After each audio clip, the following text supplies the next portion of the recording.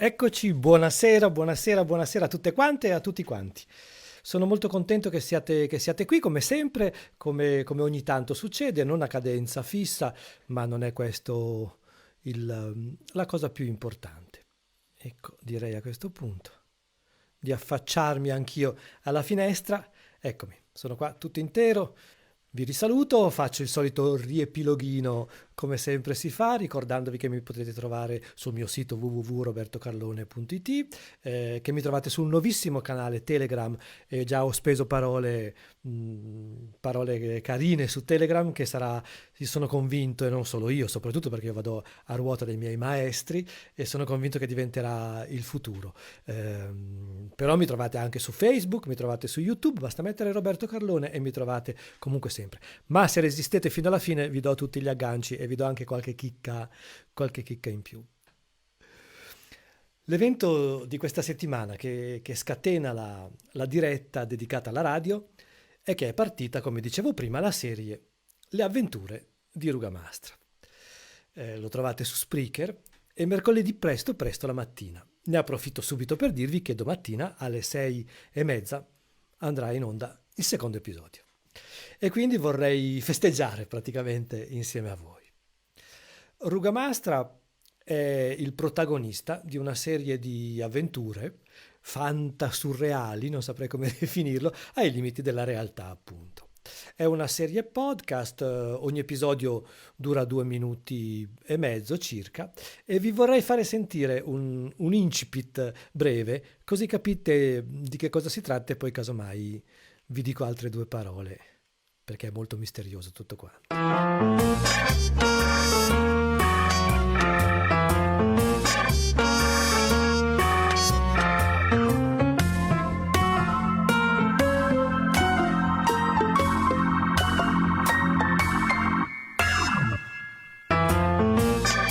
Le avventure di Rugamastra.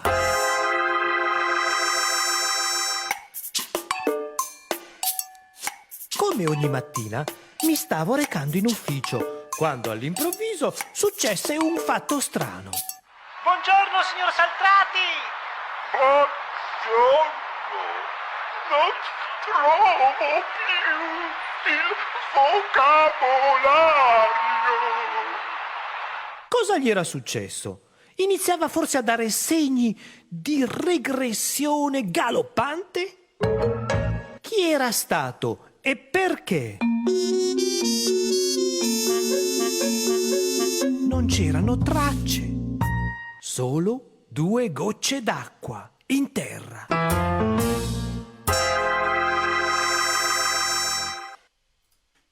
Ecco, questo era un piccolissimo assunto.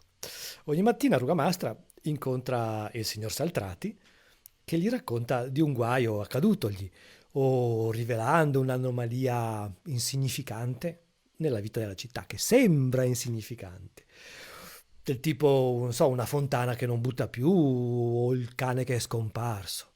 Ed è Rugamastra stesso che si offre come aiuto al suo anziano amico. Il furto non è che un dettaglio di un complotto innocuo messo in opera da strane creature, oppure animali o individui dubbi che mettono in pericolo la vita della città. Grazie ad una brillante, deviante, impossibile intuizione, l'intoppo si risolve e l'intricata faccenda e il signor Saltrati ritornano in possesso di quello che gli era stato trafugato.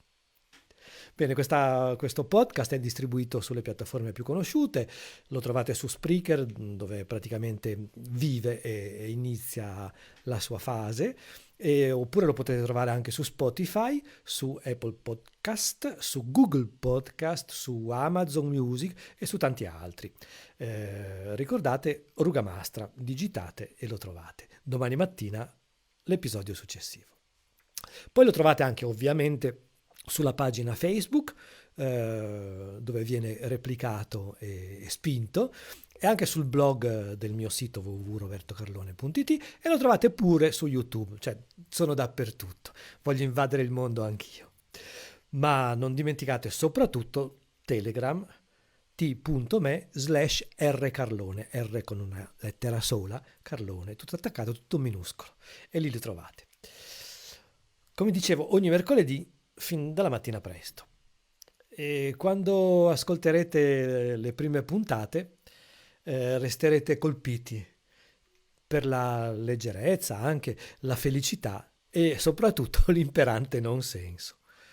E quindi mi auguro passerete, anzi impongo, che passerete a proporle anche alle vostre amiche, ai vostri amici, e non vedrete l'ora che arrivi un nuovo mercoledì. E se l'ascolteranno figli, nipotini, i più piccoli saranno sicuramente entusiasti e ve la faranno uscire dalle orecchie in continuazione. Quindi tutto questo per dirvi che sono contento di questa nuova avventura e sono anche un poco emozionato. Sono sempre stato attirato dai gialli, ma anche dai nonsensi, dal surreale e dalla concatenazione degli eventi o dai legami che, che le cose che ci capitano fanno succedere o fanno svelare. Sono anche da sempre molto affascinato dalle serie americane, anni 60-70, in particolare per le musiche. Avete presente tipo quegli stacchetti oppure quegli altri stacchetti? Servivano da siparietto tra una scena e l'altra, praticamente delle chiusure di capitoli. Ovviamente non so se questo l'ho detto, le musiche le ho composte tutte io, le ho realizzate io, me le sono registrate qui nel mio studiolo, per cui è una cosa veramente fatta in casa e che dimostra come è bello ed è possibile creare le cose nel piccolo anche e poi lanciarle, lasciare che vadano. E devo dirvi che abbiamo fatto con i fedelissimi, li chiamo così, quelli che praticamente mi hanno sostenuto in questo anno partecipando agli spettacoli online, che mi hanno sostenuto economicamente, comprando il biglietto, il mio teatro casa, quello che ho fatto, no? E abbiamo fatto con loro un po' di esperimenti e sono state cavie praticamente di 3 episodi in anteprima, uno al giorno. E la risposta è stata entusiasta. Chi lo ha paragonato ai crostini neri toscani che si gustano con gioia, oppure chi dice che l'ascolta con la figlia di 6 anni, per quello che vi dicevo prima, no? Che esclama: babbo, ascoltiamo di nuovo Rugamastra, oppure che anche mi confessa che si è fatta un sacco di ghignate. Inni addirittura che dicono: viva Rugamastra, aggiusta tutto, e chi dice che è una punturina di felicità. Allora ho preso la decisione e mi sono lanciato. Ho imparato come si carica un episodio con tutti gli annessi e i connessi, che poi sembra facilissimo, mentre lo fai è complicatissimo. Quando l'hai fatto dici: ma è una sciocchezza, quindi non ci sono problemi. Se vi iscrivete alla lista di indirizzi, ogni settimana il mercoledì la ricevete direttamente sulla vostra casella di posta, elettronica ovviamente.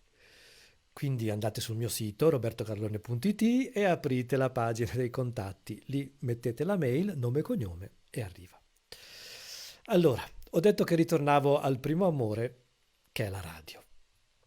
Bene, perché a metà degli anni 70, a Vercelli, a Radio City, insieme a Mario Lippi, ci eravamo inventati una trasmissione che era molto particolare. Era indirizzata ai bambini e facevamo dei racconti fantastici. Avevamo anche una serie a puntate dove sceneggiavamo, musicavamo e sonorizzavamo i fumetti di Asterix. Era una follia. Avevamo chiesto il permesso, cioè l'editore nostro della radio aveva chiesto all'editore loro di poter, insomma, che potessimo fare questa cosa. Abbiamo ottenuto il permesso e allora siamo partiti. Poi, passato un po' di tempo, ho fatto parte di Radio Occhio a Milano e lì seguivo un po' come tecnico la mattina e invece come creativo il pomeriggio, dove conducevo una trasmissione che tutti i lunedì si chiamava Autostop. E in sigla dichiaravo, citando Lucio Dalla: io esco poco e sto in mutande. Quindi mi immaginavo viaggi fantastici inventati dal mio divano. E anche questi ovviamente sonorizzati, senza strumenti però, solo con tagli, con musiche strane, con un pizzico di satira sociale, ma piccolo piccolo.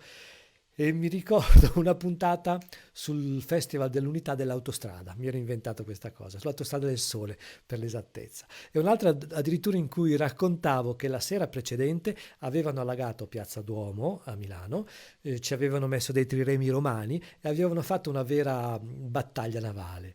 E arrivò una telefonata in studio, risentita parecchio, no? Che si lamentava che certe notizie si dovevano dare il giorno prima in modo da potersi programmare così da non perderle. Insomma, avevo raccontato una bugia enorme e c'era qualcuno, una persona, non è detto che tutti fossero così, che però comunque avrebbero voluto partecipare a questa diretta.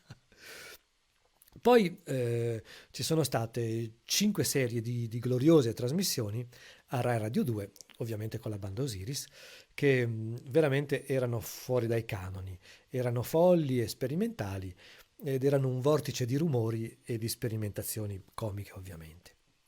Ma tutto questo ritornerà poi dopo alla fine. E ho recuperato delle foto, ecco qua ce n'è una, delle foto in studio. E purtroppo non ho tantissime foto perché questa era con la mia piccola camera digitale che avevo. E poi scusate, torno indietro perché ne avevo preparate delle altre. E dov'è? Eccole qua.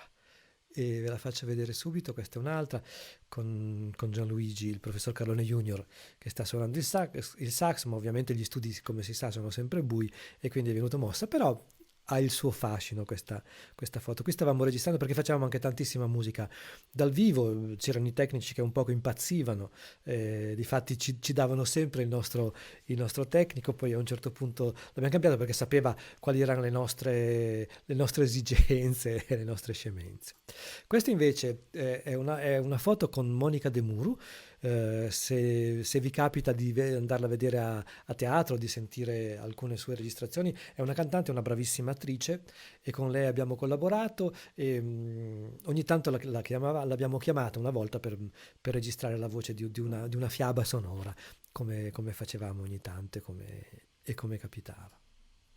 Questo invece poi dopo, direttamente subito dopo l'esperienza della radio, ci siamo inventati uno spettacolo che si chiamava Volume, era uscito anche un disco e l'idea era che sonorizzavamo un film, ma poi questo studio si trasformava anche in radio, addirittura poi la radio compariva nello schermo, noi sparavamo alla radio, la radio nello schermo si bucava, insomma, però queste esperienze, vedete, c'è un po' di musica, c'è degli strumenti, c'è dei rumori, c'è questo microfono centrale e insomma, cercavamo di portare in teatro questa esperienza che era stata veramente bella perché la radio si sa, permette di far volare, di far sognare, di far credere alle persone di essere in un posto, invece in realtà siamo in un altro e questa è proprio una cosa bella della radio.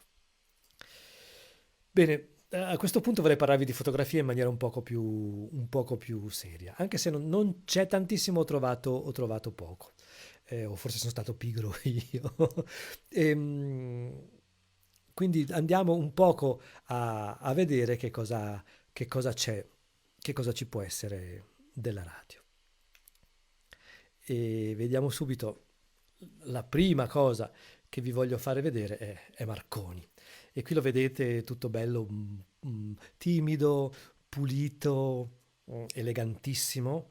E non si sa bene se questa foto è stata fatta in studio oppure se questa foto è stata fatta a casa sua con questo fondale, però sta di fatto che ha a fianco la sua creazione, o perlomeno comunque ha iniziato a usare le onde radio, appunto. Quindi possiamo dire tantissimo grazie a lui, tantissimo grazie anche a Tesla che ha perfezionato tutte queste cose, ed è grazie a lui che abbiamo praticamente che ci è permesso anche di fare quello che stiamo facendo in questo momento. Ringraziamolo, ringraziamolo tanto. Prima vi ho parlato un poco di radio, di radio private, no? Voi sapete che nel 64 la BBC trasmetteva solo pochissime ore settimanali di musica pop, di musica rock, e quello che trasmetteva era molto regolare, come dire, molto ingessato. A un certo punto c'è un signore che è anche un produttore discografico di musica, che si chiama O'Reilly, e non aveva nessuna speranza che i suoi artisti potessero passare in una radio così rigida, così ingessata. Poi dopo era un piccolo produttore. Quindi si acquistò una nave danese che attrezzò come una radio e incominciò a trasmettere al di fuori delle acque territoriali. E questo era consentito per lo Stato, e quindi, essendo in acque internazionali, lui poteva fare quello che praticamente voleva. E quindi si inventò Radio Caroline, la prima radio pirata europea. Bene, e qui abbiamo una fotografia dal set di un film, perché ci hanno fatto anche un film. Lo vedete, lo spazio è esiguo, l'operatore si piazza dietro all'attore che sta scegliendo un LP. È lui il conduttore, e indossa una camicia a fiori, più o meno fiori, insomma, con dei disegni molto hippie, e con tanto di foulard al collo, come andava di moda. E dietro di loro c'è il regista, e sono tutti schiacciati in pochissimo spazio. I due agiscono e il regista controlla. È una presenza estranea, direi, no? Mi sembra, fuori dalla radio. Ma c'è anche molta dinamicità, e soprattutto dischi, vedete, dischi ovunque. È molto bella questa foto. Il film purtroppo non l'ho visto, ma mi darò da fare per scoprire qualche cosa di più. La foto successiva, invece, sempre su quest'onda di radio innovative, di radio diverse, di radio particolari, è una foto scattata da Robert Altman. Avete presente il regista, quello vero. E siamo a New York, e questo signore con gli occhiali e la cuffia è Bob Fass. La sua si chiama Radio Unmable, radio inamovibile, e trasmetteva la notte per 5 ore di fila e per 5 giorni la settimana. Lui improvvisa, diciamo che mescola un po' con le registrazioni, ci sono interventi dal vivo. È anche il primo che riesce a far comunicare tra loro 5 persone in contemporanea in diverse parti del pianeta, grosso modo, no? Per fare le cose un po' grandi. I temi principali sono la controcultura e sono le persone. Nel 63 ha questa idea geniale, che registra il discorso di Martin Luther King e lo manda, quello che è famoso, a Washington, e lo manda in onda non appena ritorna.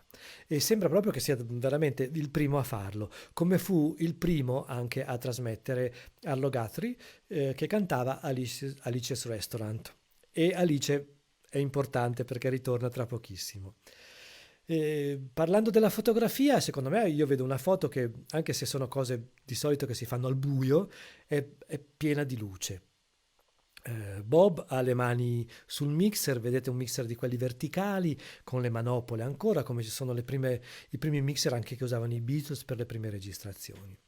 La foto mi sembra che sia scattata al di là da un vetro, perché si vedono dei riflessi, c'è parecchio fumo, e anche qui lo spazio è proprio microscopico, esiguo, è una piccolissima camera, e anche qui sono tutti schiacciati di nuovo contro il muro. Non so, mi sembra di vederci un disordine però pulito, alta creatività, insomma, quel disordine dei creativi, no?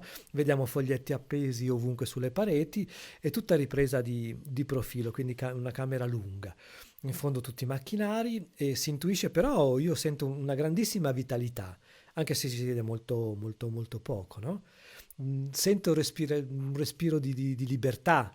Si sente che tutto è rivolto al di fuori, è lanciato nell'etere, no? A sollecitare una rivoluzione. Chiama un cambiamento, o comunque lo annuncia. Robert Altman, il regista, quando scatta questa bellissima foto, lui ha già girato un numero altissimo di serie televisive, tra le quali Bonanza, Maverick, Peter Gunn eppure alcuni episodi di Hitchcock. Avete presente quelle follie di Hitchcock che faceva?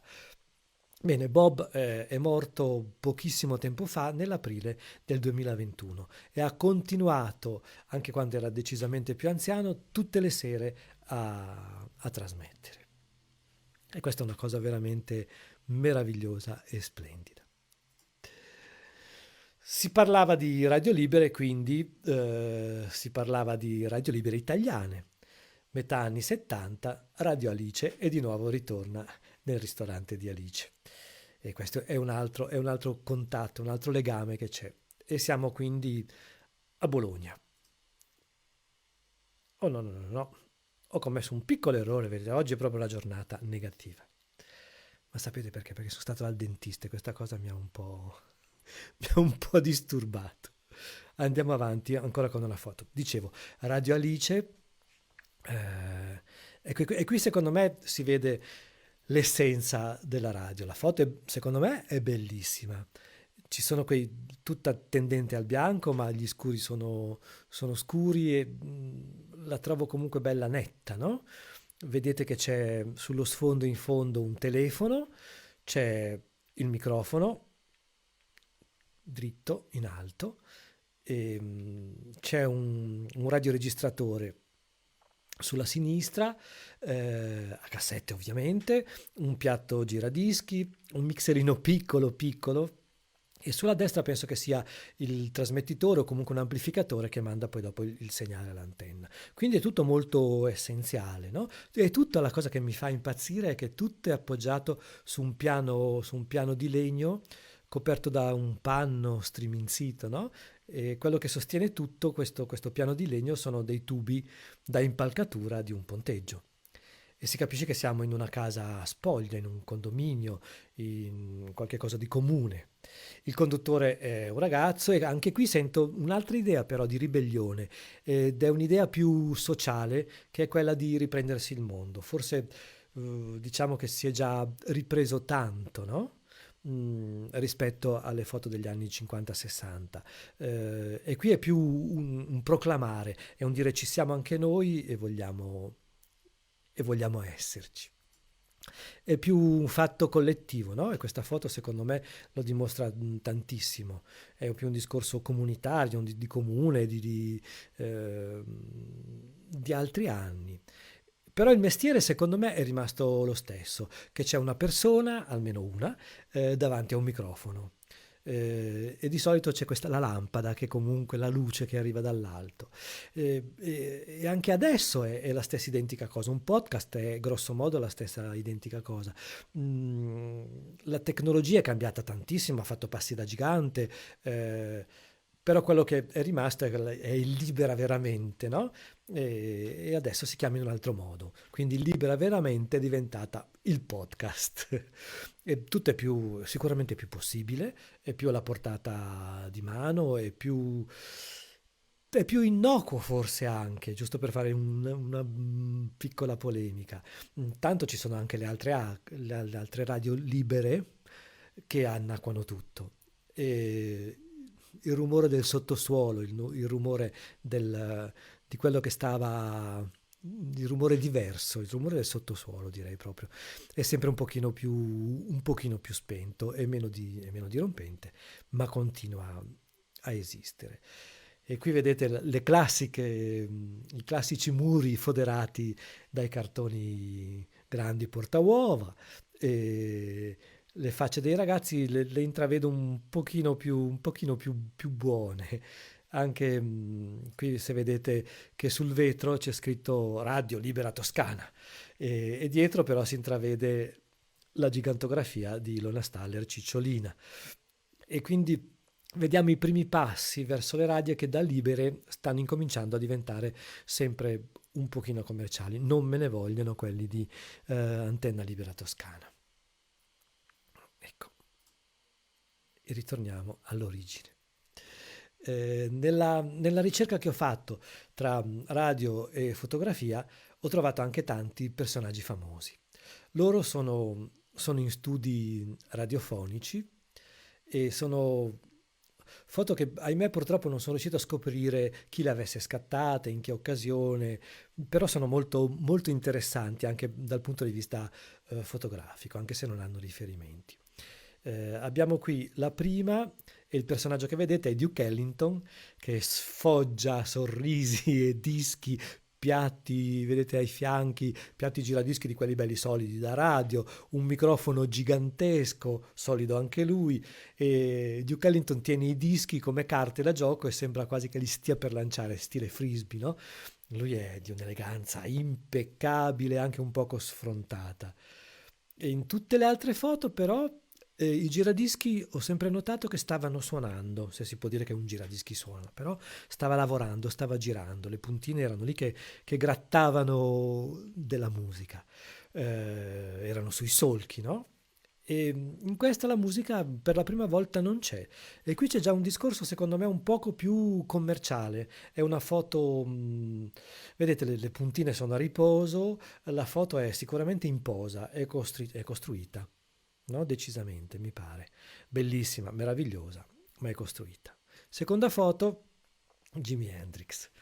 Lo vedete, ruvido, come sempre, vellutato, sensuale, anche se tra i microfoni. E anche qui lo stanzino è minimale.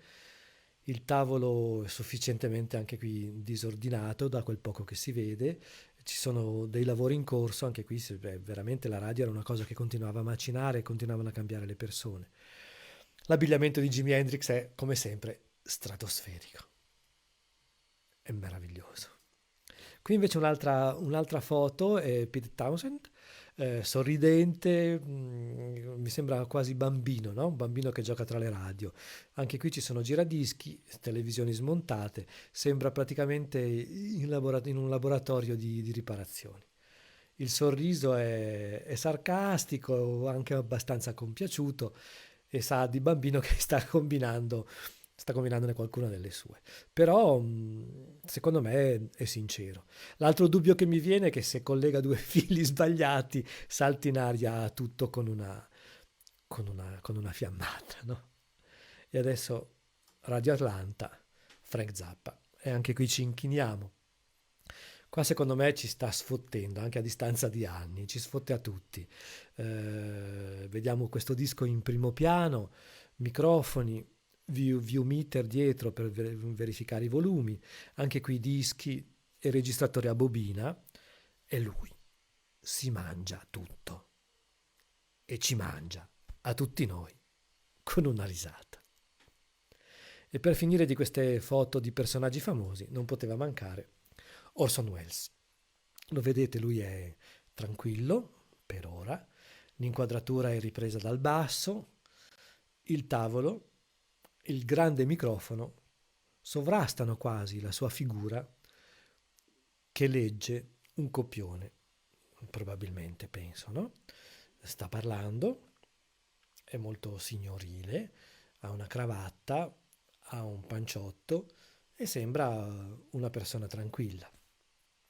Ed è in questo caso che è la prima volta che mi viene da pensare a uno studio come a una cella. Comunque la si veda sia una cella che isola e forse sarà per via di quel vetro che vedete, del vetro piccolo dentro la porta, no? È proprio è isolato dal mondo. Ora vado a vedere un poco di commenti se riesco a leggerli perché a me si sovrappone sempre tutto. E abbiamo Domenico che ci saluta, Massimo, Cecilia, tutti che ci salutano, ma Facebook non mi fa vedere anche Max, c'è anche Max che salutiamo. Adesso quello che vorrei vedere è una cosa molto, molto importante perché Orson Welles sapete tutti che cosa ha combinato, sapete tutti che cosa ha fatto e ho scovato delle foto. Qua lo vedete, lui che è in azione e quello che vorrei approfondire, quello su cui vorrei scavare un poco è tutta quella che è la gestualità, la prossemica nei confronti del microfono, cioè la distanza che c'è, ma soprattutto la gestualità della radio, la gestualità di un certo tipo di radio. Adesso siamo abituati a radio molto, molto statiche perché hanno messo le telecamere e quindi, ahimè, pur mettendo le telecamere che potevano ingigantire tutto questo aspetto, invece è venuto a mancare. I corpi si sono, pur facendoli finalmente vedere, di nuovo vedere, non più attraverso le fotografie ma attraverso le telecamere in diretta, i corpi sono scomparsi. Vediamo qualcuno che è in piedi, altri invece che sono seduti, ma tutto quello che è la gestualità scompare. Voi sapete quello che ha combinato Orson Welles, dicevo prima, e ha fatto questa cosa della guerra dei mondi. Insomma, ha detto che tutto sembrava vero, sembravano veri i notiziari che c'erano prima, sembrava vera la trasmissione, sembrava vero che il notiziario veniva interrotto per raccontare questa storia, ovviamente alla radio, no? Quindi si ascoltava soltanto. E c'era questi alieni che arrivavano sulla Terra e questa era una cosa in diretta. Bene, sembrava una diretta verissima, come se fosse un fermi tutti, una cosa eccezionale. Siamo nel 38 se non sbaglio e sembra tutto così vero che anche tantissimi americani sono convinti che tutto stia accadendo realmente. E quindi a questo proposito che veramente vi presento quella che è la fisicità e la materialità soprattutto nella radiofonia. Lui dicevo prima, ha in maniche di camicia, ha la pipa in una mano, lo vedete, è a riposo però lungo il corpo, mentre l'altra si leva e partecipa, no? Minacciosa al di sopra di questo leggio grande con il copione. E c'è tutto il corpo che è proteso con questa veemenza con cui narra. Il volto lo vedete è intenso e l'espressione anche mi sembra fortissima, no? E ci vuole una gran forza per fare la radio. Qua invece vediamo il lavoro collettivo. Wells è a sinistra, in alto, ovviamente, sovrasta tutti con le braccia alzate, non sta parlando ma partecipa all'azione, incita tutti, è veramente un vero direttore di orchestra e ognuno è preso nel suo ruolo. Vedete sulla destra c'è la piccola orchestra che sta suonando sotto la guida del direttore. È un momento di attesa invece per gli attori che sono messi a cerchio, quindi si vedono, partecipano, sentono il respiro di ognuno e ognuno è concentratissimo sul suo copione. Si sente che stanno per intervenire, c'è una tensione che si scatenerà di lì a poco nel dialogo, no? E ci comunica una contemporaneità che non esiste ma che è la sensazione che noi ascoltatori avremo alla fine della trasmissione.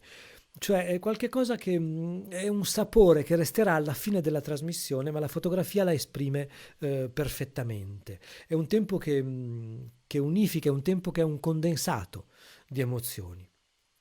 E anche qui i corpi sono dinamici, secondo me parlano, si esprimono e sono agitati oppure sono in tensione, no? La radio è veramente qualcosa di fisico. E in quest'altra foto invece c'è qualcosa di comico. Perché guardate, in radio si fanno cose assurde, ve lo posso assicurare, quando sono fatte ovviamente dal vivo, in tempo reale e sono materiche. Qui ci sono ben 6 persone che sono intorno a un tavolo e sono intente a creare una situazione reale, perché per sembrare reale uno studio in uno studio si deve ricreare quello che succede. Nella realtà succedono tante cose in contemporanea e bisogna far sembrare che tutto sia casuale e che succeda al medesimo tempo. È per questo che c'è a sinistra un megafono che urla quasi piegato in due e appoggia la campana del megafono sulla pelle di un'enorme grancassa. Penso per ricreare un riverbero strano, qualche cosa che ribatte.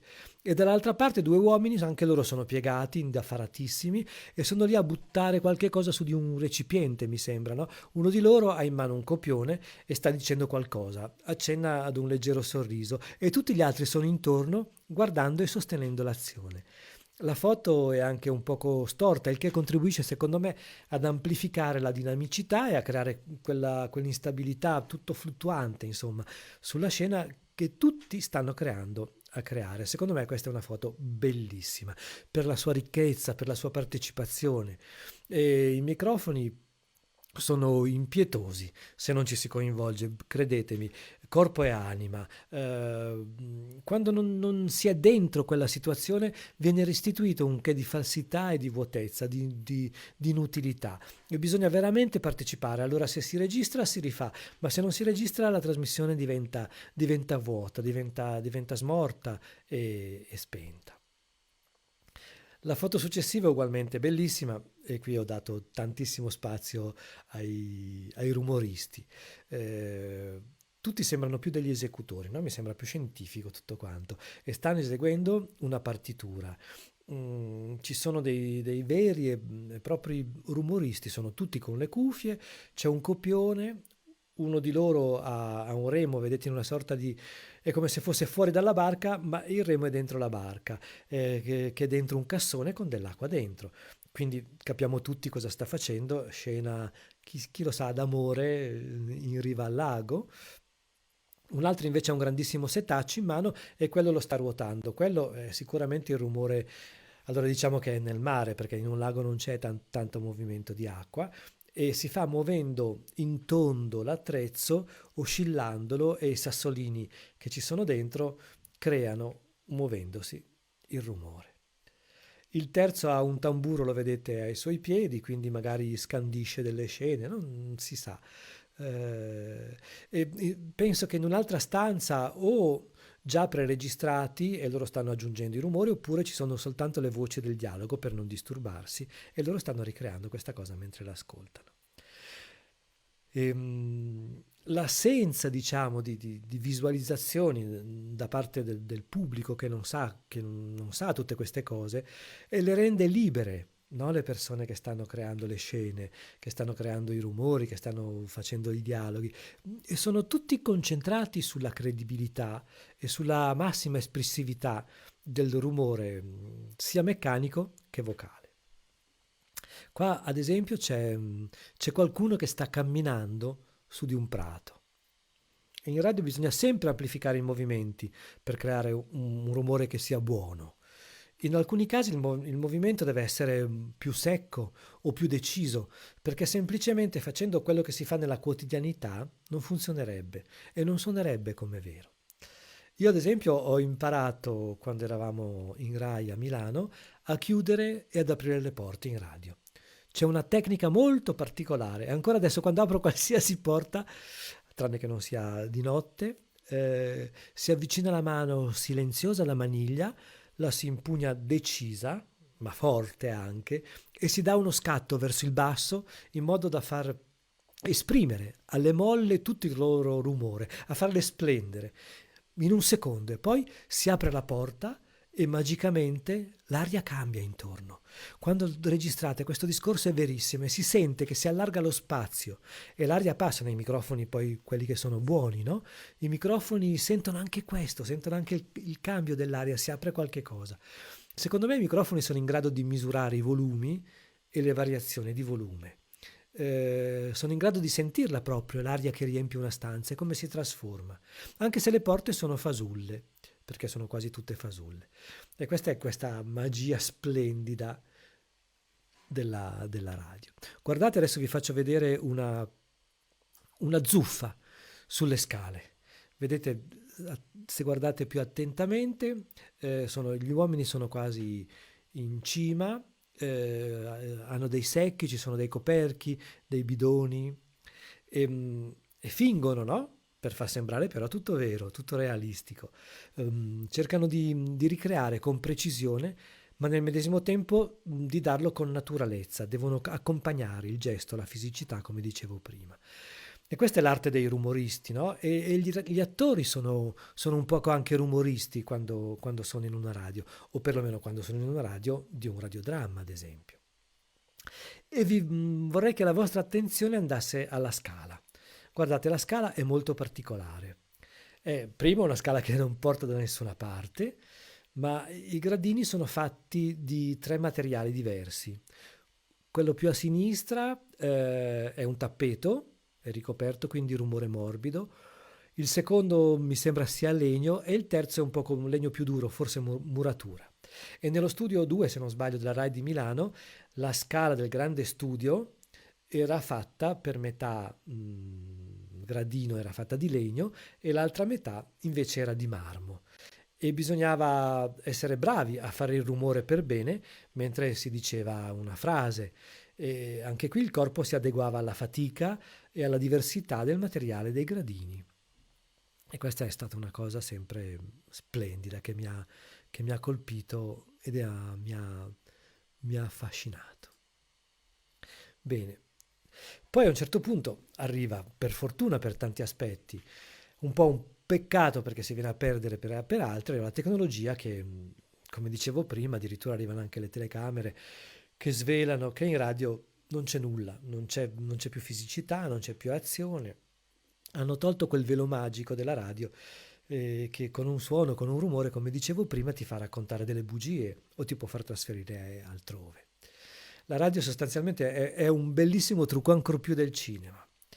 E a questo punto chiuderei con una foto, anzi due, una di questo ho scoperto l'autore che è Colin Dewey, che non parla più dalla parte di chi la fa la radio, ma di chi l'ascolta. E qui abbiamo questo splendido gruppo di ragazzi che ascolta una radio transistor, da una radio transistor lui dice che è una partita e quindi vediamo, sono tutti adolescenti pronti a festeggiare.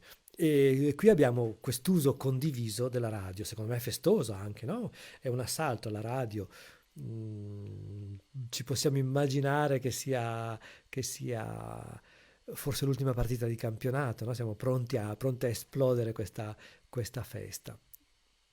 E quella dopo invece è una radio di Munkaski e questa invece è molto bella perché anche questa forse è una foto, cioè forse sicuramente è una foto in posa e quasi quello che viene da dire è proprio spacco tutto, no? E finalmente c'è un sano divertimento perché la radio veramente ancor più del cinema secondo me è proprio una cosa che fai da rilassato e ti diverti a fare anche se parli di cose difficili e di cose complicate.